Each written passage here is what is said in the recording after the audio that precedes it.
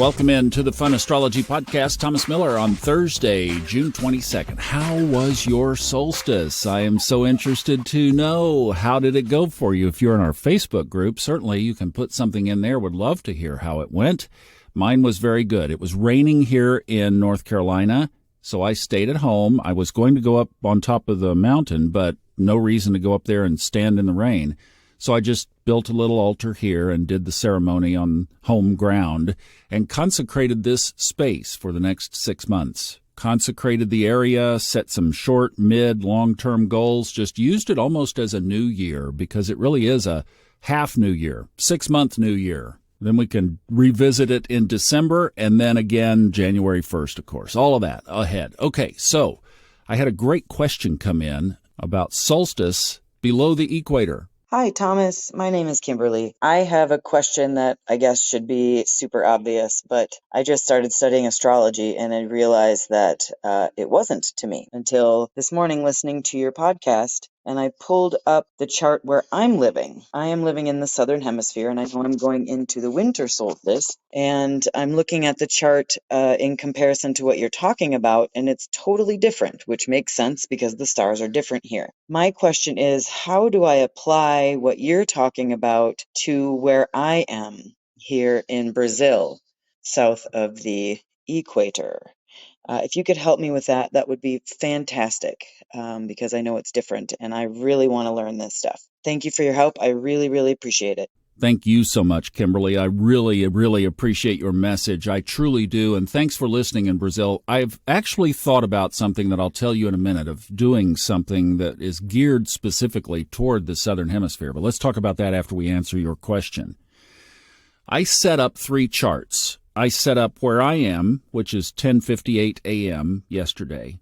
Then you mentioned Brazil. So I did one for Sao Paulo, Brazil. Obviously on the South Atlantic side, not far south of Rio de Janeiro. So it's on that side, the coastal area. But still there's more Brazil that even goes further east. There's obviously a lot of Brazil that goes further west.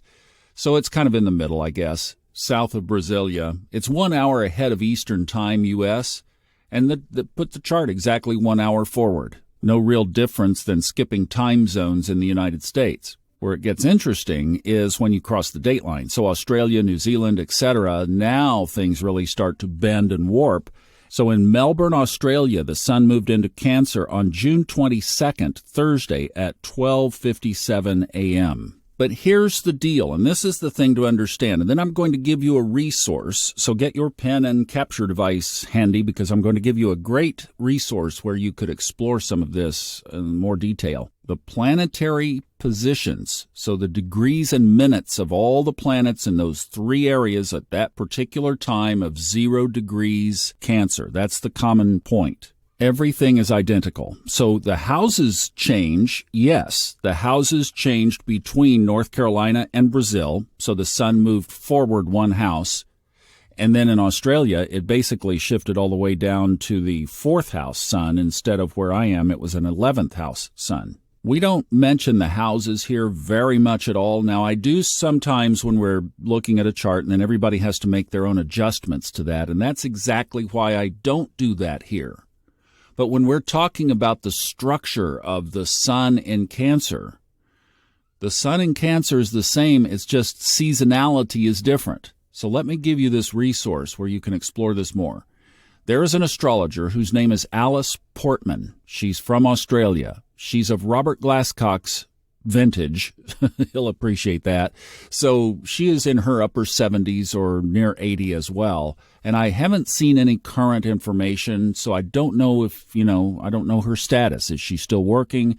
She's still with us or what? I don't know. But she has a website, Alice Portman, Portman.com, and on there she has an article about the Southern Hemisphere. Astrology itself was originated, Babylonian is basically Mesopotamia, Babylonia, Northern Hemisphere. It's Northern Hemisphere originated. And she actually mentioned that even in her lifetime, the study of it south of the equator is still, as she said, kind of relatively in its infancy. But she goes through quite a few things in that article about changes in the Southern Hemisphere. Now, the other thing I've been toying with, and I would have to have some help on this. There's no way I could do this myself. But I'm like, okay, we're doing this anyway. Would it be possible? What would it look like to do another version customized to the Southern Hemisphere?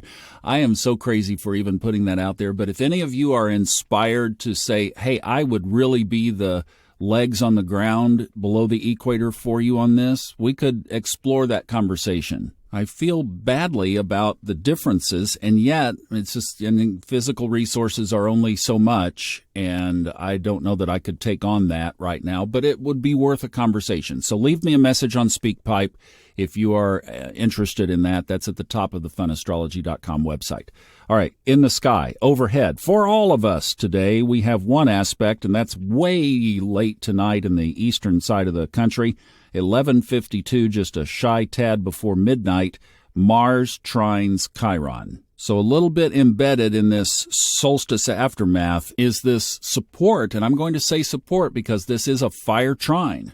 It's a moment that you can look at that thing that is represented, or things, in my case things, that you can look at represented by Chiron, kind of the top of the pile, if you will, of things that we are resolving in this life. And Mars is just saying that there is this punched opportunity to work with them. And they were part of my altar yesterday. If they weren't yours, do it today. Well, I know we have a lot of folks, a lot of souls who are on this journey. And you know what Kimberly said at the end? She said, I'm very interested to learn this. And that's exactly, you're going to hear that as a choir, as an international chorus around the world. It is growing and building faster than I even thought. And you're going to hear a lot of people yearning for it, exactly as you heard with her. Kimberly, we're sending you love. Thank you so much. You guys have a great day. Back tomorrow.